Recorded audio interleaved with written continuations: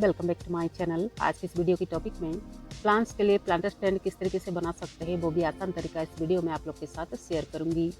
जैसे कि हम जब इस तरीके से होम गार्डनिंग करते हैं, हमारे गार्डन में काफ़ी सारे प्लांट्स होते हैं, काफ़ी खूबसूरत प्लांटर्स भी होते हैं। हम अपनी होम गार्डनिंग को काफ़ी खूबसूरती के साथ डेकोर भी करते हैं। प्लांट्स को हाइट बना के रखने के लिए या फिर गार्डन को डेकोर करने के लिए इस तरीके से स्टैंड की ज़रूरत पड़ती है।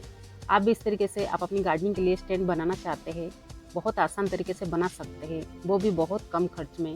जैसे कि आप चाहे तो इसे इंडोर भी रख सकते हैं या फिर आउटडोर भी रखना चाहेंगे रख सकते हैं। जिस तरीके से भी प्लांटर्स पोट्स या फिर गमला रखना चाहेंगे रख सकते हैं।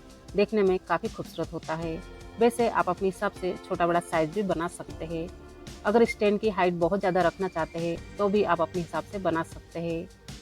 अगर रूम की किसी कोने में इंडोर प्लांट्स को हाइट बना के रखना चाहेंगे तो भी रख सकते हैं। ये सीमेंट से बना हुआ होने की वजह से काफ़ी स्ट्रॉन्ग और मजबूत होता है, काफ़ी साल तक यूज़ भी कर सकते हैं। जैसे कि मैं इस चैनल पर पहले से प्लांटर्स या फिर पॉट्स मैंने बनाते हुए आप लोग के साथ मैंने शेयर करी हूँ। उन्हीं पॉट्स या फिर प्लांटर्स को स्टैंड के ऊपर रख सकते हैं।